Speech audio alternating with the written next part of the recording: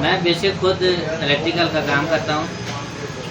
مستقبل میں اگر آپ دیکھیں تو تعلیم کے بغیر ہمارا مستقبل ہی نہیں ہے. اس کے باوجود بھی اگر ہم اپنے ان نوجوان بنیاد اسٹوڈنٹ کے ساتھ اس طرح کا برتاؤ کریں گے، ان کو پراپر پلیٹ فارم مہیا نہیں کر سکتے، پراپر وہ ماحول مہیا نہیں کر سکتے جس میں وہ پڑھ سکیں، پرامن سکون سے پڑھ سکیں، تو میں سمجھتا ہوں کہ اس کے بغیر ہمارے ملک میں طریقے کی سوا اور کچھ بھی نہیں ہے. مبشر صاحب، یہاں پہ اس ٹیکسلا میں ارب پتی خرب پتی قسم کے لوگ بیٹھے ہوئے ہیں اور کسی کو اتنی توفیق نہیں ہوئی کہ یہ چھوٹا سا کام وہ کر سکے. تو پھر اس کے مقابلے میں تو آپ جو ہے میں سمجھتا ہوں قابل تحسین ہے، سلام کے لائق ہم آپ کو سلام پیش کرتے ہیں کہ آپ نے اتنا اسٹیپ اٹھایا اور یہ آفر کی. تو کیا سمجھتے ہیں کہ ٹیکسلا کالج کو شاید وہ والی مقام، وہ والا جو مرتبہ ہے وہ نہیں ملا جو اس کو ملنا چاہیے تھا؟ اصل میں جس معاشرے میں بندہ رہتا ہے نا، اگر اس کے لیے کچھ اچھا نہیں کر سکتا تو چاہیے کہ اس کو کم از کم برا نہ کرے. میں سمجھتا ہوں، میری ذاتی رائے یہ ہے کہ 4 سال سے اگر کوئی بھی اس ایشو کو نہیں ہائی لائٹ کر سکا، یہ تو ٹیکسلا کڈز اگر اور کئی دہائیوں تک نہ جاتا تو اس کو تو کسی نے نہیں ہائی لائٹ کرنا تھا.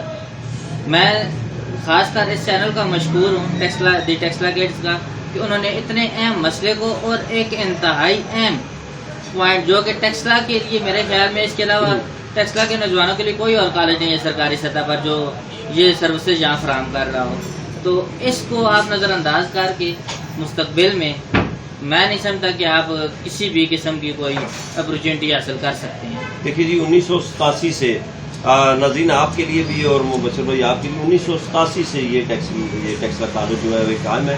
یہ پہلے ڈگری کالج کہلاتا تھا اور پھر ابھی اس کو ایسوسیٹ کالج کہا جاتا ہے. ہونا تو یوں چاہیے تھا کہ یہ کالج ہمارے ان سیاسیوں کی بھرپور اس پر نظر ہوتی، اس کے وہ جو مسائل تھے ان پر نظر رکھتے، اس کے مسائل کے حل کے لیے کوششیں کرتے، اور آج یہ ٹیکسلا کالج یونیورسٹی لیول کا ایک بڑا کالج ہوتا. اب میں تو سمجھتا ہوں کہ یونیورسٹی میں کنورٹ ہو چکا ہوتا اگر یہ لوگ اس پر تھوڑی سی توجہ دیتے. تو کیا خیال ہے کہ یہ ان لوگوں کی ناکامی نہیں ہے، سیاسی لوگوں کی؟ سیاسی لوگوں کی تو اصل میں جہاں تک بات کی جائے تو میرے خیال میں عوام کے لیے تو یہ آتے ہی نہیں ہیں. یہ صرف حکومت میں رہتے ہیں اگلی حکومت بنانے کے لیے. عوام کے مسائل سے ان کو کوئی سروکار نہیں ہے. ٹیکسلا پہلے ہی مسائل سے گھرا ہوا ہے. یہاں کی آبادی دیکھیں آپ تو میرے خیال میں 1 دہائی میں قریب ڈبل سے بھی زیادہ کراس کر گئی ہے، اور یہاں کوئی بھی سکول اپ گریڈ نہیں ہوا. اگر کوئی ہوا بھی ہے تو آٹے میں نمک کے برابر ہوئی اس کی اپ گریڈیشن ہے. اور آبادی کو دیکھیں تو آپ تو میرے خیال میں سینکڑوں کی تعداد میں جو پرائیویٹ کالج چلا رہے ہیں، سکول چلا رہے ہیں لوگ، اور وہ اس کو بزنس کے طور پہ استعمال کر رہے ہیں. کمزور طبقہ اس سے بہت زیادہ متاثر بھی ہو رہا ہے، لیکن عوام کے پاس اس کے علاوہ کوئی رائے، کوئی رستہ ہی نہیں ہے کہ وہ کدھر جائیں. ابھی مجبور ہیں.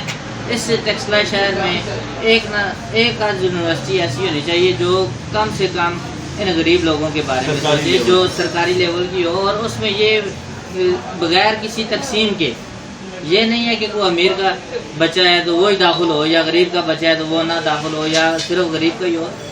جتنے آپ اس کو تعلیم کو آپ دروازے پہ لے کے آئیں گے اتنے ہی جلدی ہم اس کو فضائل سے مستفید ہو سکیں گے. بہت شکریہ جی. یہ تھے جی مبشر صاحب جو اپنے خیالات کا اظہار کر رہے تھے. میں ان کو مبارکباد پیش کرتا ہوں، سلام پیش کرتا ہوں کہ جہاں اتنے بڑے بڑے سیاسی کھڑپینچ، بڑے بڑے دعوے کرنے والے وہ فیل ہو گئے، ناکام ہو گئے، ضرورت ہی نہیں ہوئی ان کو اس طرف توجہ دینے کی. وہاں انہوں نے نہ صرف توجہ دی بلکہ آفر کی اور ہر طرح سے تعاون کرنے کا یقین دلایا.